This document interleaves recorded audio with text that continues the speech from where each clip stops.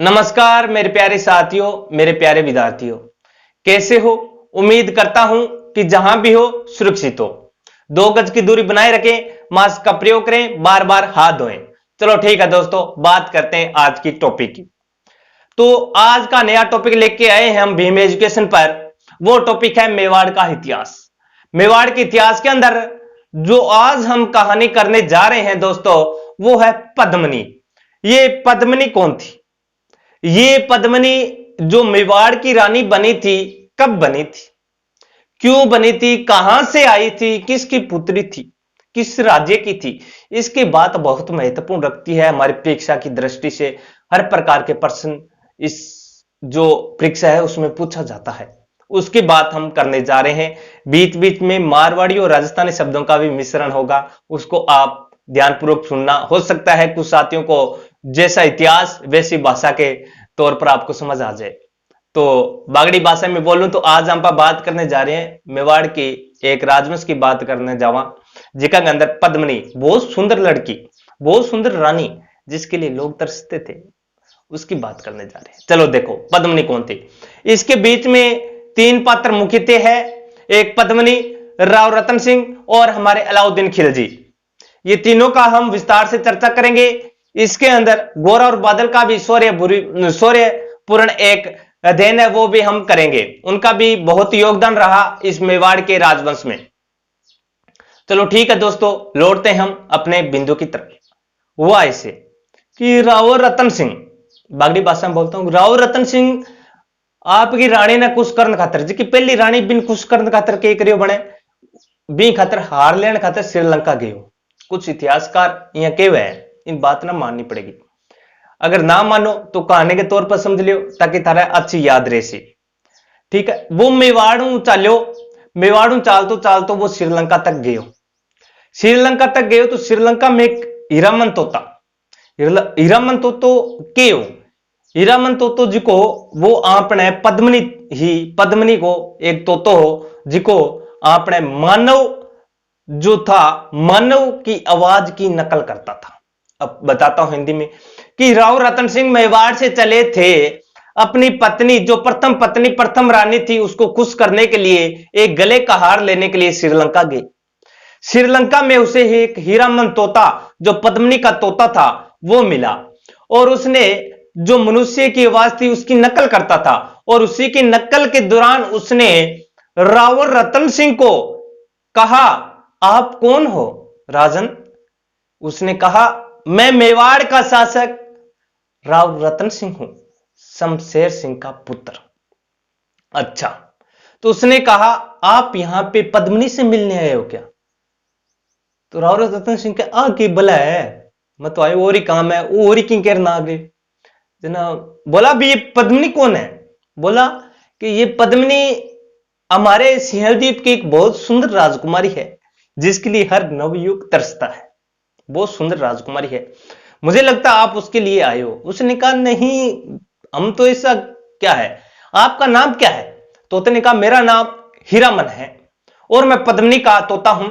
आज मैं आकाश में घूमता हुआ, भ्रमण करता हुआ आपको देखा राजन, तो आपकी तरफ आया, तो आप, मुझे लगा कि आप पद्मिनी को मिलने आए हो, चलो मैं चलता हूं, आपको कोई काम नहीं। उसने कहा, नहीं रुको एक बार, हरमन जी रुको एक बार, ऐसी क्या है पद्मिनी, कौन है पद्मिनी राजकुमारी, उसके बारे में थोड़ा बताओ।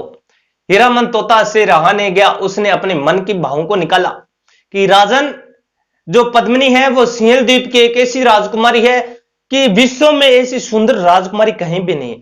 अगर वो बोलती है तो उसके मुंह से घी शक्कर निकलता है। बागड़ी भाषा में बोला नहीं कि ये तेरे मुंह में घी शक्कर, वही बात कि उसके मुंह से घी शक्कर निकलता है। इतनी मिठास उसकी भरी आवाज है, इतना अच्छा सौंदर्य है कि उसके हाथ लगाते ही काली हो जाती है अंगुलियां, उसकी शरीर की जितनी भी, कहने का मतलब कि हम बागड़ी भाषा में क्या नहीं, मैंने छुआ जदी वो मिलो हो जाए, तो इतनी सुंदर थी वो।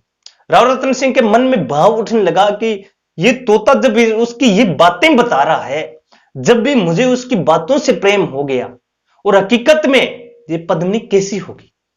उसने उससे मिलने की कोशिश की और मन तोता कहा कि हरमन जी, आप मुझे उससे मिलने का एक बार मौका दो। हीरामन तोता ने कहा भी, मैं तो आजाद पक्षी हूं, मैं तो उसका दास हूं, आप मिलना चाहो तो सिंहल द्वीप में आ जाइए। चलो ठीक है, ये बात होगी यहां तक। अब कुछ विद्यार्थी हैं वो कह रहे हैं कि राव रतन सिंह कौन था। राव रतन सिंह जो तेज सिंह था, तेज सिंह का पुत्र था समर सिंह। समर सिंह के पुत्र हुए थे दो, जिसमें ज्येष्ठ पुत्र था हमारा कौन था, हमारा राव रतन सिंह, और जो छोटा था अनुज था, उसका क्या नाम था, हमारा कुंभकर्ण। कुंभकर्ण और राव रतन सिंह दो भाई थे, ज्येष्ठ उसमें से राव रतन सिंह थे। समर सिंह ने 1302 ईस्वी में राव रतन सिंह को मेवाड़ का राजा घोषित कर दिया। इधर से कुंभकर्ण नेपाल चला गया और नेपाल में जाने के बाद शाही वंश शाखा की उसने स्थापना की। यह थी बात राव रतन सिंह की। अब बात करते हैं पद्मिनी कौन थी। वो हमने तोता की कहानी वहां पे रोक रखी है, उसको भी हम पूर्ण करेंगे, इंटरेस्टेड कहानी है, समझना। अब बात करते हैं कि पद्मिनी कौन थी। पद्मिनी सिंहल द्वीप श्रीलंका के राजा कौन, वर्धन वंश, इसका नाम गंधर्व भी मिलता है, गंधर्व सेन। गंधर्व सेन था, उसकी पुत्री थी। गंधर्व सेन की पुत्री, वर्धन वंश तो अलग वंश था, गंधर्व सेन, ठीक है, उसको गोवर्धन सेन भी बोला जाता है, गंधर्व सेन। गंधर्व सेन की पुत्री थी। अब बात यह, गंधर्व सेन की पुत्री थी तो पद्मिनी की माता का क्या नाम था, यह भी बहुत, क्योंकि कुछ ऑप्शन आ जाते हैं कि पद्मिनी के, जैसे हम सेंट्रल लेवल के एग्जाम देते हैं उसके अंदर ऐसा भी प्रश्न पूछा जा सकता है कि पद्मिनी के माता का क्या नाम था, या फिर जो सिंहल द्वीप के राजा थे गंधर्व सेन, उनकी पत्नी का क्या नाम था। तो अपने पास ऑप्शन आते हैं चारुमती, चंपावती, कुशलमती, इनमें से कोई नहीं, तो चंपावती। चंपावती थी वो गंधर्व सेन की पत्नी और हमारे पद्मिनी की माता थी। पद्मिनी बहुत ही सुंदर थी, ठीक है, राजकुमारी थी। अब यहां पे कहानी हम दोबारा चलते हैं तोते की। उसने कहा है हीरामन जी हमें मिलाओ। उसने कहा भी हम कौन है मिलाने वाले, हम तो जात पंक्षी हैं, उसके दास हैं, आप मिलना चाहो तो आ सकते हो। उसने, कहते हैं कहानी इतिहासकार की, उसने एक भेष बदला और एक साधारण मनुष्य का भेष बदलकर सिंहल द्वीप राजकुमारी के पास चला गया। अब वहां जाने के बाद देखा, वहां पे उसने पराक्रम, अपने कुछ जो कला थी वो वहां पे दिखाई उसने। तो गंधर्व सेन को ये हुआ कि ये जरूर कोई ना कोई राजन है, ऐसा कुछ और कोई तो नहीं कर सकता। उसने पूछा भी राजन आप कौन हो। उसने कहा मैं राव रतन सिंह, मेवाड़ राज्य का शासक राव रतन सिंह हूं, समर सिंह का पुत्र। उसने कहा राजन आप ये ऐसा कर रहे हो, हमें अच्छा नहीं लगा, आपका मकसद क्या है। उसने कहा कि मुझे आपकी पुत्री पद्मिनी बहुत पसंद है और उसको मैं विवाह करके मेवाड़ में लेके जाना चाहता हूं। उसने कहा देखो हम अपनी पुत्री से एक बार आज्ञा ले लेते हैं। उसने अपनी पुत्री पद्मिनी से कहा, किसने, गंधर्व सेन ने, कि पुत्री आपको वो जो यहां पे आया था वो साधारण मनुष्य न होकर मेवाड़ का शासक राव रतन सिंह समर सिंह का पुत्र है। वो भी आश्चर्यचकित हो गई कि उसने कहा कि पिताजी मुझे भी ऐसा लग रहा था, लेकिन आप मुझे ये क्यों बता रहे हो। गंधर्व सेन ने कहा कि गंधर्व सेन ने कहा देख पुत्री वो आपको पसंद करता है और आपके साथ शादी करना चाहता है।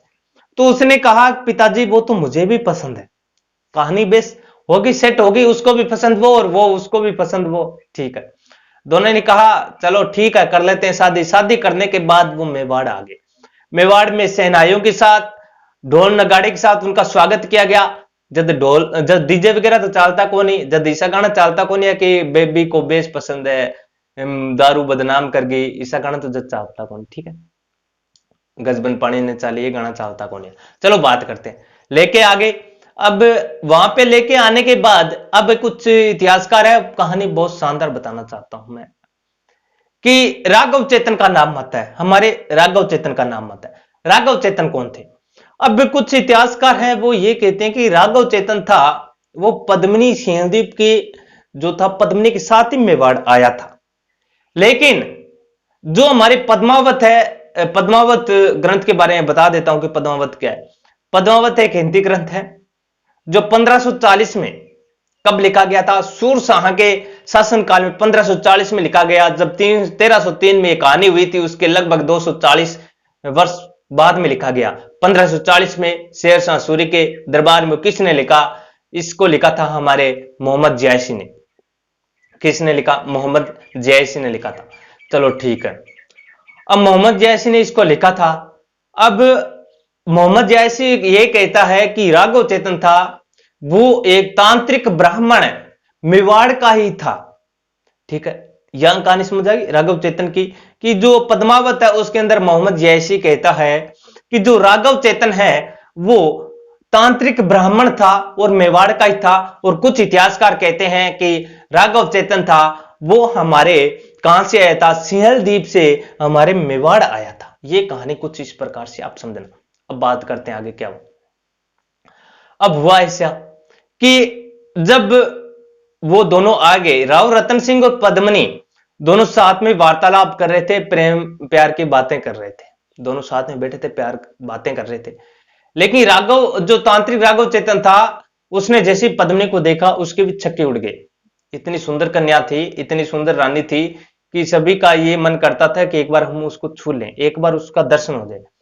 तो राघव चेतन वहां पर अपनी गंदी सोच लेकर, असली सोच लेकर उनको निहार रहा था। निहारने का मतलब है देख रहा था कि वे दोनों बैठा बंद दोनों ने राघव चेतन यह देखो, ऐसे देख रहा था।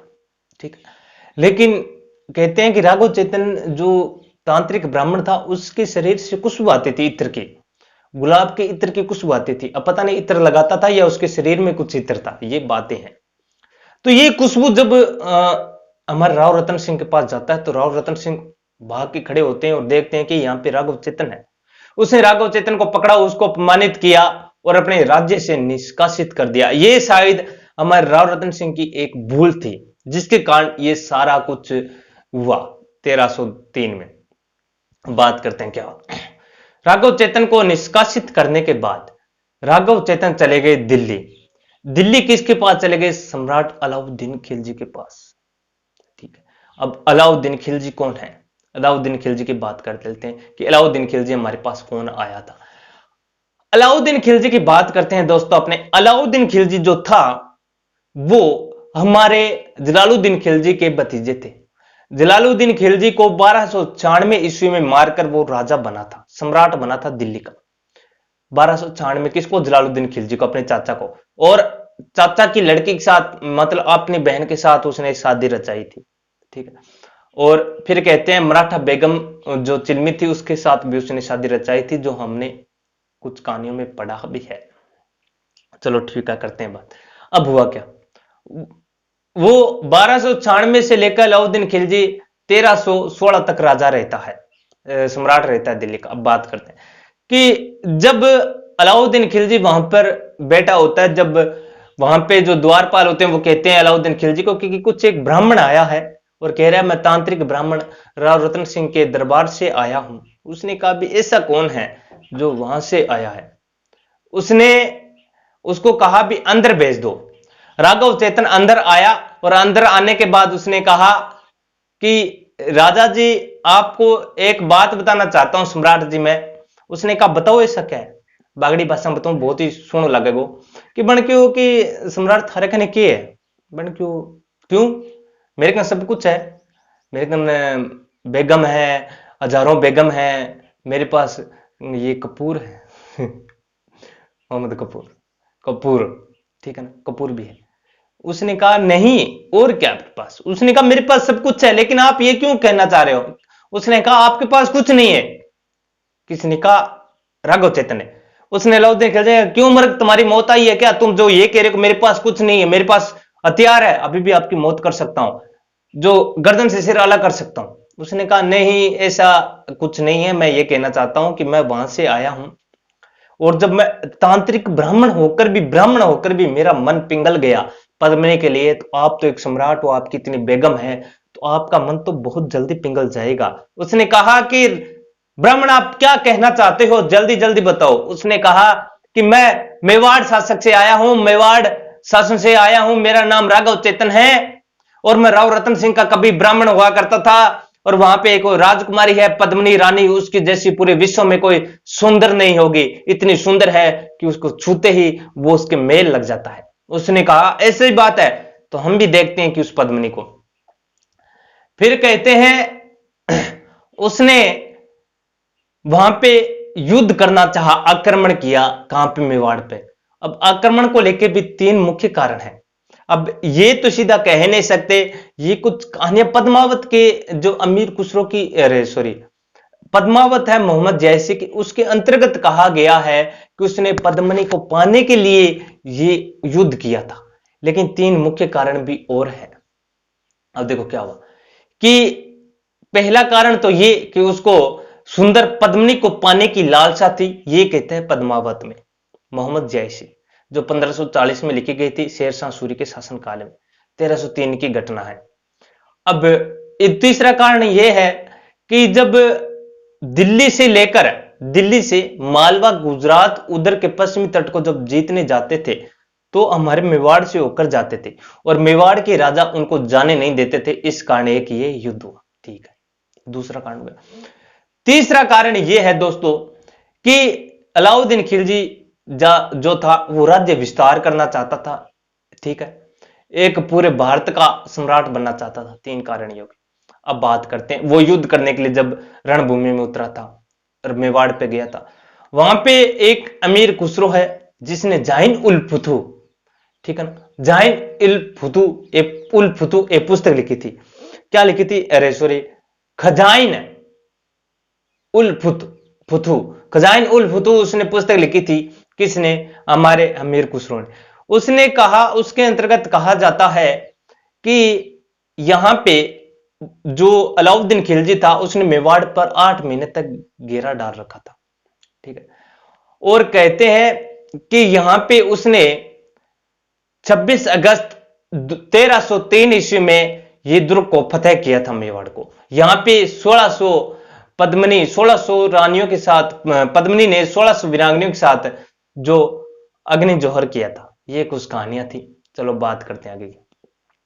आगे देखो क्या, अलाउद्दीन खिलजी जब वहां पे युद्ध करने जाता है तो वो उसको पा नहीं पाता, मतलब उसको जीत नहीं पाता। फिर वो एक पत्र लिखता है और निमंत्रण देता है कि राजा जी, राव रतन सिंह जी, मैं आपके साथ भोजन करना चाहता हूं और मैं आपके साथ मित्रता करना चाहता हूं, संधि करना चाहता हूं। राव रतन सिंह ने उत्तर दिया कि बिल्कुल ऐसा, आप आइए, आप हमारे मेहमान हो, आपका स्वागत किया जाएगा बहुत जोरदार से। अलाउद्दीन खिलजी राव रतन सिंह के दरबार में आते हैं, मेवाड़ में खाना बाना किया, उनका स्वागत सेनाइयों के साथ हुआ। फिर अलाउद्दीन खिलजी ने राव रतन सिंह को कहा, भी देखो राव रतन सिंह से मैं आपको कहना चाहता हूं, लेकिन नहीं कहना चाहिए, चलो छोड़ो। राव रतन सिंह ने कहा कि जो मन में बात आ जाती है उसको कहना जरूरी चाहिए, आप बोलो क्या बात है। उसने कहा कि मैंने पद्मिनी की चर्चा बहुत सुने हैं। राव रतन सिंह ऐसे दम रह गए कि क्या बात है। उसने कहा कि मैं आपके पद्मिनी का एक बार दर्शन करना चाहता हूं। उसने कहा, मैं आपकी पद्मिनी का एक बार दर्शन करना चाहता हूं। उसने कहा ऐसा थोड़ी होगा। उसने कहा आप पद्मिनी से एक बार पूछ लीजिए कि अगर वो कुछ है, ऐसा करना चाहती है तो मैं कर लूंगा, लेकिन मैं दर्शन किए बगैर मैं यहां से नहीं जाऊंगा। वो पद्मिनी से गया, पद्मिनी से मिला। पद्मिनी ने कहा, जब आप ही मेरे लिए इतने पागल हो गए थे, वहां से मुझे लेके आ गए, तो मैं हूं ही इतनी सुंदर कि हर किसी का मन पिघल जाता, दिखा दो। तो उसने कहा कि आप इसे करो, जो तालाब है हमारा पद्मिनी तालाब है, उस पद्म तालाब, उसके अंदर मैं देखूंगी। तो वो कहते हैं कि उसका पद्मिनी का इतना सुंदर चेहरा था, इतना चमकता था कि जब पानी के अंदर देखती थी तो पानी से सूर्य जैसी प्रकाश किरणें निकलती तो चारों तरफ प्रकाश ही प्रकाश कर देते थे। यही हुआ, उसने पद्मिनी ने उस तालाब के अंदर देखा, इधर दर्पण लगा दिया, दर्पण के अंदर उस तालाब से उसका जो परछाई थी वो उसके अंदर पड़ी। तो अलाउद्दीन खिलजी ने उसकी परछाई देखकर अपने मन में एक लालसा होगी कि मैं भी पद्मिनी को प्राप्त कर लूं। यह हुआ था कारण। अब वहां से वापस आते वक्त उसने निमंत्रण दिया किसको? राव रतन सिंह को, कि भी आप भी एक बार हमारे पास आओ और महानवाजी का हमें भी एक बार मौका दो, आप जरूर आए। उसने कहा बिल्कुल हम आएंगे। राव रतन सिंह यहां पे उसकी गलती थी, वो भी भूल गया था कि ये बहुत विश्वासघाती हो सकता है। अलाउद्दीन खिलजी के पास जब राव रतन सिंह जाते हैं, राव रतन सिंह वहां पे गया, तो वहां जाने के बाद उसने देखा कि गोरा बादल उसके साथ कहते, गोरा बादल बाहर खड़े हो गए। वो तंबू के अंदर गया, तंबू के पिछले गेट से धोखे से घायल करके राव रतन सिंह को अलाउद्दीन खिलजी दिल्ली ले गए। गोरा बादल को जब पता चला कि बहुत देर होगी, निकले नहीं। जब उसने बाहर आके मंदिर आके देखा तो वहां पे कोई नहीं था। फिर गोरा बादल अब महल में आके पद्मिनी को बताता है भी कहानी कुछ इस तरह होगी। पद्मिनी ने कहा मैं जाती हूं। उसने कहा रुक जाओ एक बार, कुछ संदेश आने दो, क्या आता है। अलाउद्दीन खिलजी ने पत्र भिजवाया और लिखा कि अगर आप राव रतन सिंह को मेवाड़ वापस लाना चाहते हो तो पद्मिनी को मेरे पास भेज दो दासियों से। तो पद्मिनी ने कहा मुझे जाना चाहिए। फिर गोरा बादल कहते हैं कि चाचा और भाई थे, गोरा चाचा और बादल भाई थे किसके, पद्मिनी के। उन्होंने कहा नहीं, आप ऐसे कैसे कर सकते हो रानी साहिबा, जब आपके चाचा और भाई आपके सामने खड़े हैं तो हम लेके आएंगे राव रतन सिंह राजन को। उसने कहा ऐसे नहीं लेके आ सकते, वहां पर उनका राज है, वहां पे हम विजय नहीं प्राप्त, आसान काम नहीं है, आप ऐसे करो। वो उसने मुझे बुलाए हैं, मेरे साथ आप 16 योद्धा तैयार करो और 16 योद्धों को महिलाओं का भेष बदल दो, महिलाओं के कपड़े पहना दो और उनके साथ 6 जो पालकी उठाने वाली होती हैं उनको तैयार करो। तो 1600 तो योद्धा तैयार के सशस्त्र सहित, और 6 जो पालकी उठाने वाली है उनको, पालके उठाने वाले व्यक्ति थे, व्यक्तियों की जगह योद्धा, यानी 6 योद्धा वे हो गए, 7 एक पालके पे हो गए, लगभग 1600 बात करें तो अपने पास आता है 11,200 कुछ योद्धा हो जाते हैं। और गोरा बादल भी उनके साथ थे। जैसे ही वो वहां पे दिल्ली सम्राट अलाउद्दीन खिलजी के राज्य में प्रवेश करते हैं तो वहां पर एक घमासान मच जाता है और वहां पे अलाउद्दीन खिलजी होता है वो इतना खुश प्रसन्न हो जाता है, नशे में लीन होता है कि आज मैं पद्मिनी से मिलूंगा, पद्मिनी मेरी रानी बनेगी। ये कुछ करके इसमें कहानी हुई थी। अब हुआ ऐसा कि इसमें जो अलाउद्दीन खिलजी था वो पूरे नशे में था, उधर गोरा और बादल आए और वहां से राव रतन सिंह को छुड़ा कर अपने मेवाड़ ले गए। ये कहानी थी यहां तक। अब अलाउद्दीन खिलजी को पता चला। अब अलाउद्दीन खिलजी के बारे में कहते हैं कि जनवरी 1303 में उसने मेवाड़ पर घेरा डाला था। जनवरी 1303 तक उसने मेवाड़ पर घेरा डाला था, लेकिन 8 महीने तक उसे सफलता नहीं मिली। अंत में जाकर क्या हुआ कि मेवाड़ के अंदर क्षत्रियों की स्थिति ऐसी हो गई कि वो अंदर नहीं रह सकती थी, क्योंकि सभी क्षत्रियों की, सभी जो प्रजा थी उनके साथ ऐसा हो गया कि जो राशन सामग्री तो जो बाहर से आते थी उसको आने नहीं दिया, और पानी के अंदर कहते हैं कि गऊ का मांस मिला दिया था, जो पानी भी पीने योग्य नहीं रहा। आखिरकार राव रतन सिंह को युद्ध करने के लिए बाहर आना पड़ा केसरिया धारण करके। राव रतन सिंह और गोरा बादल उनके साथ आए और अंदर पद्मिनी ने 1600 वीरांगनियों के साथ जौहर करने का पूर्णतः प्रयास किया, मतलब कोशिश क्या तैयार हो गई। ठीक है, इधर युद्ध होता रहा। यह बात है अमीर खुसरो के ग्रंथ के अनुसार, खजाइन उल फुतू के अनुसार कि 26 अगस्त 1303 के बाद, खजाइन उल फुतू के अनुसार, अमीर खुसरो के अनुसार, कि उसने मेवाड़ को फतेह कर लिया। किसने? अलाउद्दीन खिलजी ने। और यहां पे कहते हैं कि हमारे कौन, जो राव रतन सिंह गोरा बादल ने केसरिया धारण किया, केसरिया किया।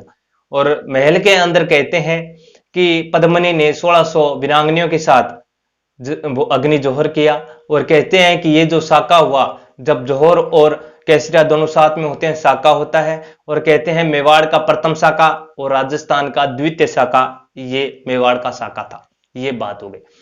अब यहां पे कुछ बात और कि यहां को इसको बात को लेकर अलग अलग मत है। अब अलग अलग मत क्या है कि पहली बात तो ये जो पद्मावत है, वहां पे पद्मावत जो ग्रंथ लिखा है ये मोहम्मद जयसी ने लिखा था। ठीक है, उसने कहा भी ये आक्रमण किया था। उसकी कहानी के तौर पर देखें तो ये पात्र था जो पद्मानी को लेकर कुछ अलग अलग मत है, अलग अलग मतभेद है। तो आपको बता दूं थोड़ा सा और कहानी, एक और कहानी है कि वहां पे अलाउद्दीन खिलजी ने जब ये दुर्ग जीत लिया था, वहां पे एक खिजर खां को वहां का राजा बना दिया और खिजराबाद मेवाड़ का नाम रख दिया। अब खिजर खां कौन था?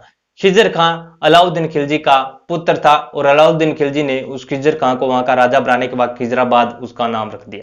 और यहां से कहते हैं कि रावल शाखा थी हमारे मेवाड़ की, वो यहीं पर खत्म हो जाती है। आगे जो शाखा चलती है वो राणा या सिसोदिया की शाखा चलती है।